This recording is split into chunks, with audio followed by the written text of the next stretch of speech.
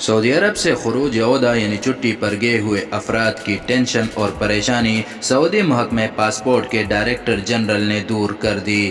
جمعے کے روز الاخباریہ T V کو انٹرویو دیتے ہوئے میجر جنرل سلیمان الیحییٰ نے جرمانوں اور جوازات کی فیسوں سے مستثنی غیر ملکیوں کی تفصیلات جاری کر دی۔ سعودی محکمہ پاسپورٹ کے ڈائریکٹر جنرل نے اپنے انٹرویو میں ایگزٹ ری انٹری ہولڈرز یعنی خروج عہدہ پر گئے ہوئے غیر ملکیوں کے حوالے سے بتایا کہ متاثرہ کارکنان کی مملکت واپسی پر نہ ہی کوئی جرمانہ عائد کیا جائے گا اور نہ ہی ان سے کوئی فیس وصول کی جائے گی۔ میجر جنرل سلیمان الیحییٰ نے مزید بتایا کہ سعودی عرب سے باہر موجود اقامہ ہولڈرز جن کی خروج عہدہ یا اقامے کی میعاد ختم ہو گئی ہے وہ بھی فیسوں یا جرمانوں سے مستثنی ہے۔ کرونا وائرس کے بحران کے بعد سفری پابندیوں کی وجہ سے سعودی عرب میں رہ جانے والے وزٹ ویزا ہولڈرز اور وہ غیر ملکی کارکنان جن کا خروج عہدہ یا خروج نہائی استعمال نہیں ہوا ان پر بھی کسی قسم کے جرمانے یا فیسیں عائد نہیں ہوں گی۔ سفری پابندیوں کی وجہ سے متاثر ہونے والے غیر ملکی کارکنان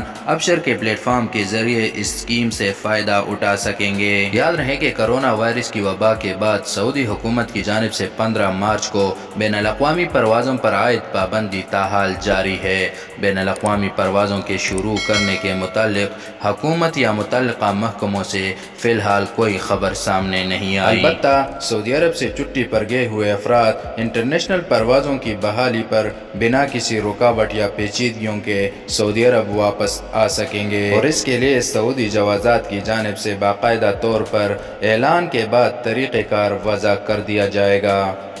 یہ تھی اب تک کی اپڈیٹ۔ سعودی عرب سے مصدقہ خبروں اور درست معلومات جاننے کے لیے اس چینل کو سبسکرائب کر کے بیل آئیکن کو دبائیں۔ اللہ حافظ و ناصر۔